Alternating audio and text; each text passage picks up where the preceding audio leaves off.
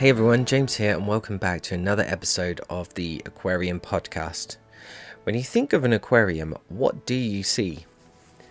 For many outside the fish keeping hobby, it's perceived as a glass box in the corner of our homes, generally with all the classic hallmarks of a stereotypical fish tank, with plastic plants, coloured gravel, and probably stocked with your typical oversized goldfish in comparison to the volume of water it's in.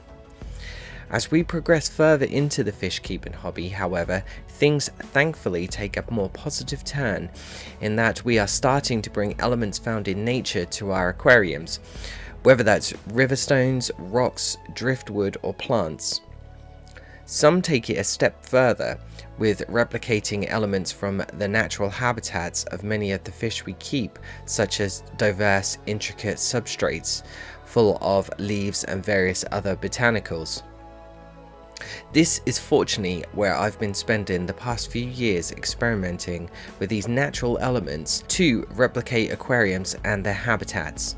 Granted, I'm no hardcore biotope aquarist with all my setups, but I do enjoy trying to take these parts of nature and see how I could replicate them in my home.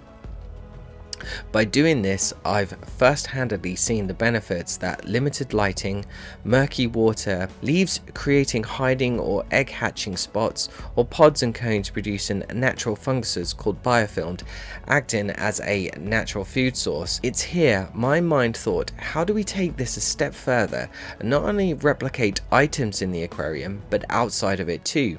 Adding leaves, sticks and plants like ferns above the surface of the tank help create natural cover above the water, simulating an environment found in nature, causing less threat to predators which we might find in the wild, such as birds. This helping fish feel less threatened, bringing out those natural behaviours. It was then after this I thought, actually, how can I go further with bringing more of nature's elements to my aquarium? Not by using trivial features on aquarium lights of lightning effects, which admittedly I have tried before, but to actually bring the seasons or weather into the equation. So I built myself a rainfall simulator, and I have to say the results were incredible to see. I have observed so far docile fish responding to the water droplets hitting the surface of the water, and I'm hoping one day to observe spawning behaviour as many fish, Corydoras for example, begin spawning when the water temperature gets cooler. That's why breeders tend to do larger water changes when they want to encourage this behaviour, as water changes are sometimes a stressful experience for the fish. Then using a rainfall simulator brings a more natural way to assist with this encouragement. An article I found online shows some interesting observations regarding rainfall and its effect on fish. Here's some of what I found. When rain comes, the fish become more surface orientated. I think so much of this stems from when it's raining for a juvenile fish that's the time when the birds just tend to go and sit in the trees and stop feeding. They don't have to worry about kingfishers. Some of the insects start to go crazy too. The fish feel safe. It's like the cloud cover is providing them a respite from predation and an opportunity to eat. The article suggests that adult fish may retain a lingering affinity for rain and clouds, and for the fish-eating ones among them. It's an opportunity to take advantage of the juvenile fish moving around the open water. He also said that the onset of rain means that the barometric pressure is dropping. It goes to say, I think what the barometer is telling them basically is that a storm is coming, and when the storm comes, you don't know how long that storm is going to put the river out to make it very difficult for you to feed and get food. It'd be like us if we knew the coronavirus was coming 3 months earlier. We would have prepped, right? We would have stockpiled food and toilet paper and all that stuff. The fish are just trying to get as much food as they can because they don't know how long that shitty period is going to last. Wind and rainfall can make waters more turbid than normal.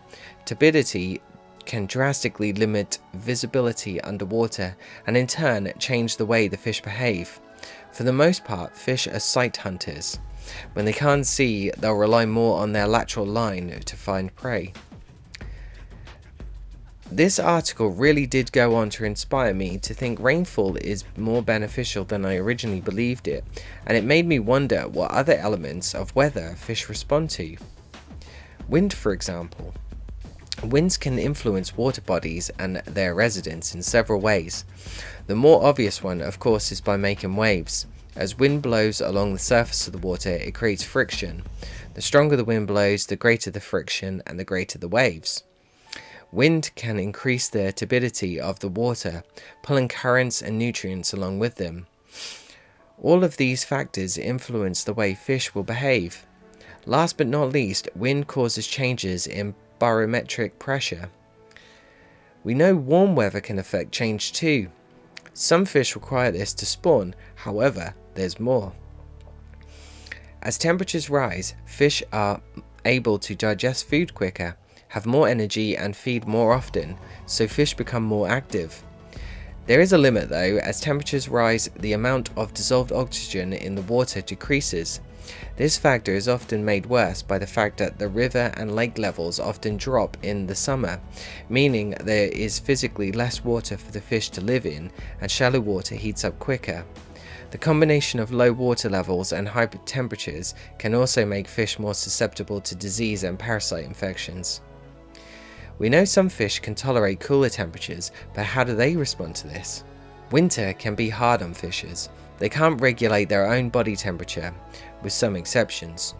Freshwater fishes are rarely threatened by freezing to death because of one of water's most unique properties.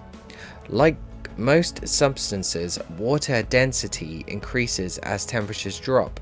However, it's more dense just above freezing. Density increases between 4 and 0 degrees, causing ice to float. Were it not for this property, lakes and rivers would freeze from the bottom up, and fish at more northern latitudes would be more seasonally extirpated. But not all fishes are not equally thermally adapted, and many cannot tolerate very cold or very warm temperatures. Thermal tolerance is an important controller of fish distributions, but within their range, fishes have adapted several ways to deal with cold temperatures. Movement, for example. When temperatures drop, many fish make seasonal movements to thermal refugia. Thermal refugia can be particularly important in northern climates, where the warmer groundwater helps keep the aquatic habitats ice-free. Alternative enzymes. Enzymes are proteins that catalyze metabolic reactions, but their efficiency is temperature dependent. Enzymes perform best to an optimal temperature. To maximize their efficiency across a range of temperatures, some fish have evolved alternative enzyme systems called isoenzymes to perform the same function at different optimal temperatures. Other fishes utilize allozymes, different forms of the same enzyme that are controlled by different aliases that allow reactions to function at different temperatures. Antifreeze, for example. In polar marine systems, high salt concentrations reduce water's freezing point to around 2 degrees colder than the freezing point of most species' bodily fluids. In these habitats, several species, such as cods, sea ravens, and some herrings, have antifreeze proteins that prevent blood from crystallizing. This allows them to survive in the harsh, ice-covered polar regions.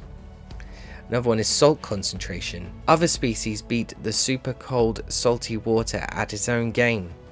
Marine fishes must constantly export ions to maintain the osmotic balance. However, retaining more ions can help reduce a fish's freezing point and survive in below zero temperatures. With all this data, we can safely conclude that fish respond in different ways to the elements found at different times of the year and where they are in the world. No, some of these we can't realistically replicate in our homes, but I'm fascinated to see what we could do, and it's just added inspiration for me to go that step further and explore more about my animals and their biology and living conditions. It's enjoyable to experiment for me to see the responses they have, but at the end of the day, it's all done to see if I can bring out a more like nature experience for my fish. I know nothing beats the actual thing, but as most are domestically bred these days, it's just interesting to see how they behave. The world of the fish keeping hobby has barely scraped the surface in my view on what potential we would outreach if we put our collective minds to it.